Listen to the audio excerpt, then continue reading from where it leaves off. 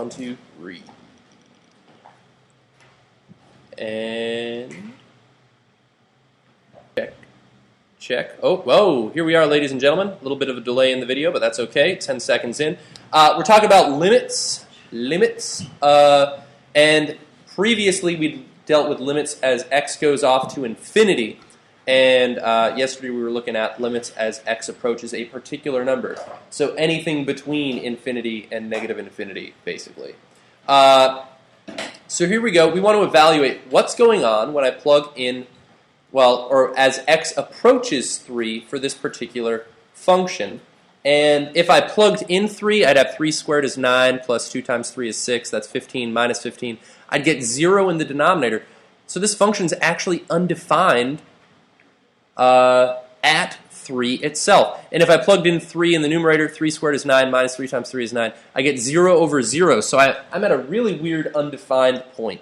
Okay? So this is not continuous at this point because f of x or f of 3 does not exist, right, for that value. However, a limit can still exist because it's all about what were we approaching. All right?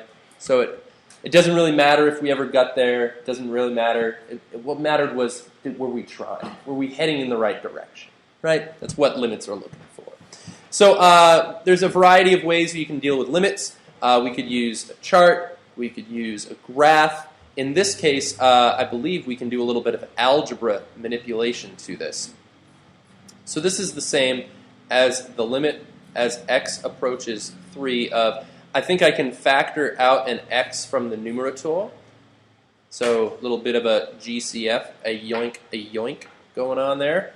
X times x minus trace. And I believe I can factor the denominator. I haven't really looked at it, but I believe I can. Just sheer will of belief. I'm making this a factorable problem. Yep. And which of these subtracted be 2? This is 3 and 5, so it's going to... 5, x minus 3. Oh, how convenient, how convenient. And yeah, it is in fact minus 3 plus 5 because it's going to add to a positive. And now if I cancel some stuff out, all right, this is still true with, oh man, some delay. There we go. All right. So I can cancel that out. So this function looks exactly like this reduced version of it, except what is its one limitation? What is not true? So it's -5. Well, yeah, but the previous function also did not exist at -5. But regarding my domain, I still have a restricted domain. Not only can x not equal 5 because of this, but x can still not equal 3. All right.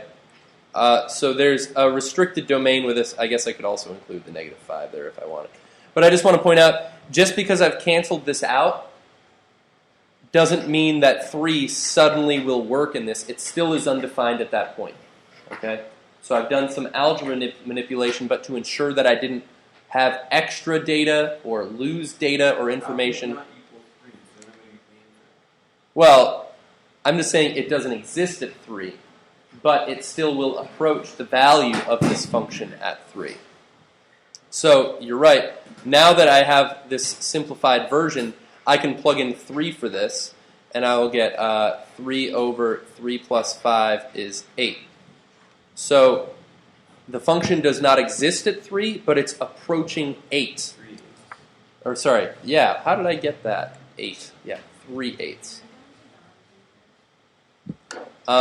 So 3/8 is what it's approaching. So you have to factor everything out and do all that before you can plug 3 in? Right, because if I plugged it in previously, I got 0 over 0, which was undefined. Yeah. Right, and technically, I know that f of x is not equal to 8. I just know that it's approaching 3/8. Okay, is what it is. Let me. I'm opening up a sketch pad here. Let me see if I can graph this for us. So this is x squared minus 3x divided by x squared plus 2x minus 15. Fool of a 2.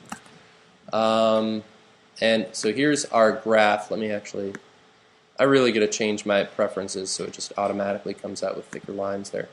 So this is what the graph looks like. And actually, just to verify, let me actually graph the second one as well. Graphing g of x over x plus 5. Now if I graph that, you'll notice it's exactly the same with one subtle difference. Let's see if I can change the line style to dashed and thick. All right. So if I highlight just g of x, you'll notice that it's actually highlighting the same path. So these two are identical except for what feature? Where they don't exist. Where does the top one not exist that the bottom one does? 3. Right? So at 3, there's a hole in the purple graph. Okay? So that's why I just want to point out these look the same, they behave the same, except at that point. And that's the idea, is I was able to reduce this to a simpler function that I was able to evaluate, so I could at least use the trend of it pointing at that location without having to, do other stuff. Question, comment? Are they asymptotic to -5? Yep, and that also makes sense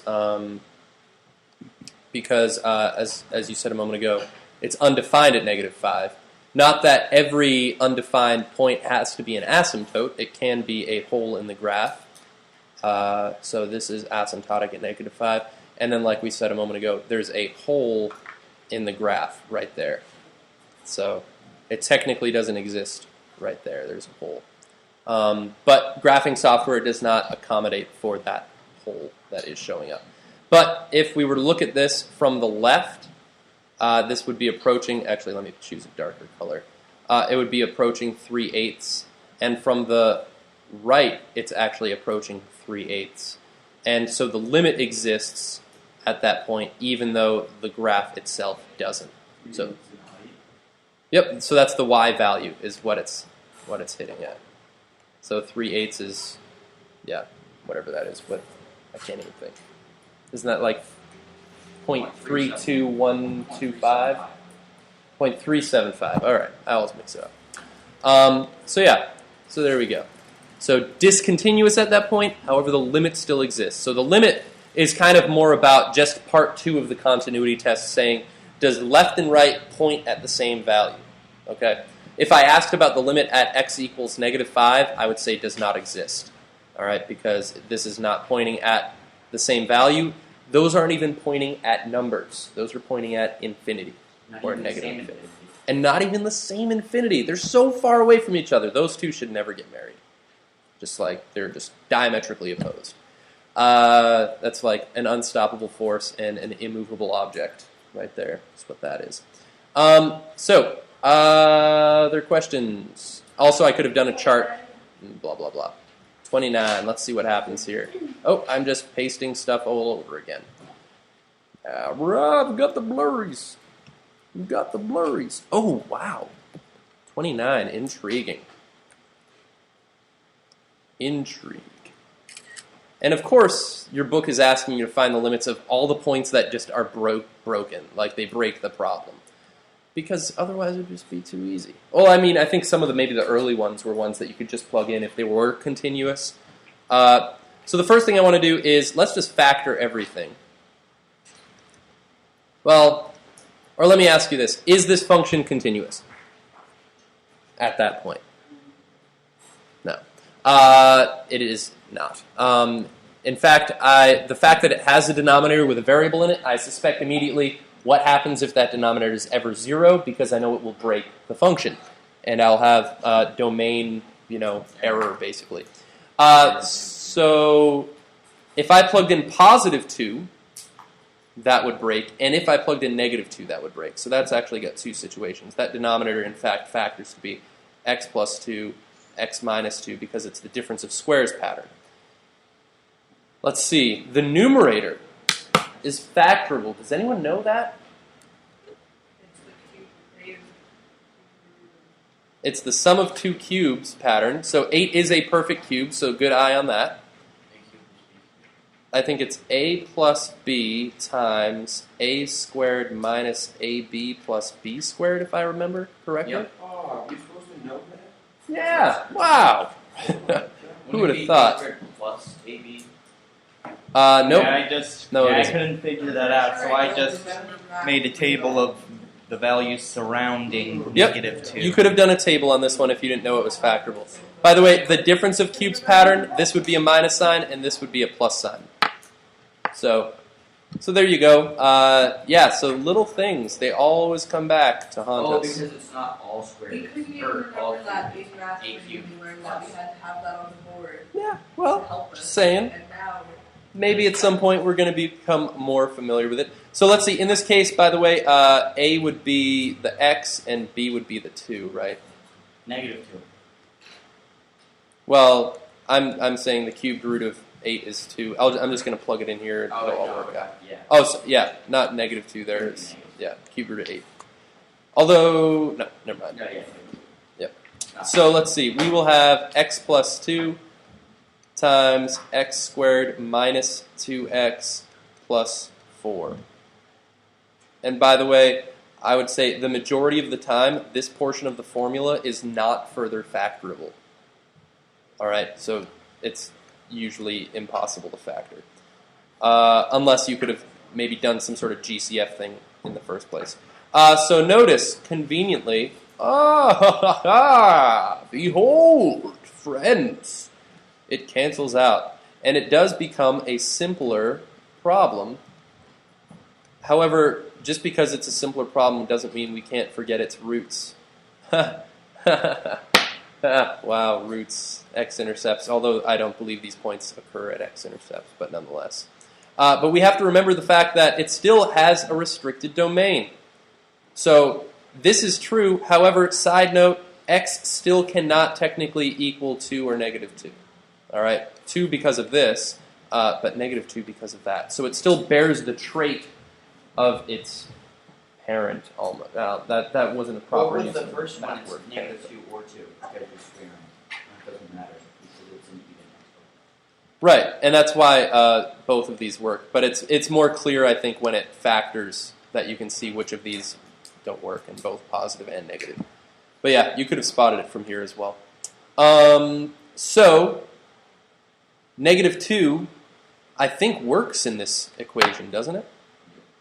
Right? Yeah, it does. It does. So, I believe we can use this simplified version and plug in -2. Let's see, times -2 plus 4, and -2 minus 2. So 4 plus 4 plus 4, that's 12, I believe, and that's -4, so I think that's -3. So that means that the graph approaches -3, although it does not exist, all right, at that point. All right, -3 is not the y-coordinate. The y-coordinate does not exist. Neither does the x-coordinate. All right, but that is what the limit approaches. And just to show you the graphing behavior of this, I'm just going to do an old switcheroo here. Watch this. X cubed plus 8 divided by x squared minus 4. Yeah, those patterns always coming back to haunt us. Oh, yeah, notice actually this appears to be a diagonally asymptotic graph. Interesting stuff. And let me graph its compatriot, parentheses, x squared minus 2x plus 4 divided by x minus 2. And notice they're actually exactly the same. You can't see them. I wonder if there's a way I could make switch so that the orange one shows up over it. Actually, I can barely see like the orange overlap. Or actually, that's what I could do. What did I just do? You made a point on the line. I don't want to make a point. Why is it making a point? All right. What the heck? I don't have the point tool selected. I don't know what's going on. What's the point? What is the point? Well, anyways, I was going to say I could make that one thinner so the dotted line would show up more, but whatever. That's really weird. Wow. Peculiar. So anyways, so let's look at this. I like the snapshot sound. Cam Jansen. Click. So let's see. So what did we plug in? We were interested in -2, right? So clearly this is vertically asymptotic at +2. All right, that doesn't show up at all for the online viewers. And at -2, it's actually not asymptotic, but it does have a hole in the graph right there. And -2 is the x-axis, and -3 is the y-coordinate of that point that it's approaching. So if we looked at this graph, it appears to be approaching -3 from the left and -3 from the right. And so it is, in fact, a limit, although it is not continuous there. I like those old little sinkholes in the graph. Actually, I believe there's a weather phenomenon where like you could have like a storm moving across the state, and I think they're called sucker holes because the weatherman who like predicted the weather is a sucker. Because like it could look like this huge storm's rolling towards our town, and then suddenly like there's just this weird pocket of no rain just that stays right over the town. And I guess it has something to do with the pressure or something in that town that day. But like they wouldn't have predicted that happening. They thought this huge wave of rain was going to hit the town. So they call it a sucker hole. So I would say that this is a sucker hole for us because it looks like this graph is just all cool, and then suddenly, nope, it doesn't exist there. So good stuff. What's up? Blorp? Okay. Yep, that's an accurate term. Yep. Blorp. Blorping. Yep. All right. Maybe I've got time for... Is there another question of interest? Yeah. 31. Wow, is that peculiar? That's a rational equation with a rational equation within it. That's... Can you give us one similar to what, please? Yeah. Well, I'm showing you graphs of these. I didn't show too many tables. I'm showing you algebraic ones. According to the table, I guess I could do a table one. This one might actually require a table. I'll analyze it in a moment. I anticipated that one of these would, I would hope. So 1 minus 1 over 1 minus 1. Yeah, so this is clearly not defined at x equals 1 because, right, that doesn't exist. 1 over 1 minus 1, yeah, it's 0 over 0 all over again. Now, 0, 1, and undefined all. I don't know how to factor this. That's a shame. And you multiply by x over x. Oh, interesting. I suppose, yeah, using my classic rational equations complex fraction situation, I could multiply top and bottom by the LCD of the denominators. You guys remember that stuff? So here's the denominator, 1, 1, and 1. So the LCD... Let's see if we can do this. This is peculiar. Now I'm interested. Suggestion from a student here. So the LCD of the denominators is x. I'd multiply by x over x. Let's see. So I would get 1 minus x over x squared minus x, which in the numerator I can actually factor out a -1 and switcheroo that. In the denominator, I believe I could factor out an x. Ah, peculiar. Wow. I'd given up hope for this being factorable, but I guess I should have considered simplifying it first. So, actually, I lost my limit there. I just need to be able to like copy-paste limit x approaches 1, limit as x approaches 1. So this is the same as the limit as x approaches 1 of -1x, which still has a restricted domain. So not only can x not equal 0, but x can also not equal what? 1, because it had the trait from a moment ago. And just because I canceled this out doesn't mean this problem forgot that it's got a hole in its heart at 1 and it's lonely. So it's putting on a good facade. Really, it's sad on the inside. And if you knew it well enough and asked its questions, and asked how it was doing, maybe it would tell you that it doesn't feel good when you plug in 1, cries, or 0. But 0 is obvious. It holds that emotion on its sleeve. It's always honest about that. So We could just now do the thing that it would ask we don't. Let's plug in 1, and it looks like -1 is the case. I'm going to open up an Excel spreadsheet, and we'll do a chart analysis of this. Let's see, chart, open, recent, continuity, and behavior. Well, I think we might need to time out after this. But so let's enter in the chart here. And so my original function is, this is going to be, how many parentheses do I need? I think I just need 1. Right now it's just a frowny face right there. But that's okay. Equals, Oh, worried face.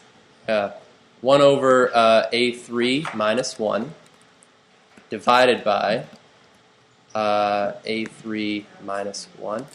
I believe that deals with it properly. I hit enter and blam. All right, and I'm actually... It's a flip of your regular 45-degree hyperbolic. It's also... it shifts down, so it's diagonal. Look at that. Are you talking about... If you took those numbers and moved them down and across, it would be the same as the bottom left set. Okay, so you're describing the symmetry? Oh, this and this? Yeah. Oh, wow, that is peculiar. And the other, wow, that's weird. Huh, interesting. I actually like the... Like it's got like a nice little... What Yeah. would that be approaching? Is it This is, approaching 0. This is approaching 0 from above. This is approaching 0 from underneath. There's a horizontal asymptote at x equals 0. And then it looks like it's vertically asymptotic at 0, right? This is approaching negative infinity. This is approaching positive infinity. However, I'm not interested at 0, am I? I'm interested at x equals 1, so I'm going to change this to a 1. And we'll see what is going on. And we'll analyze this from a tables perspective.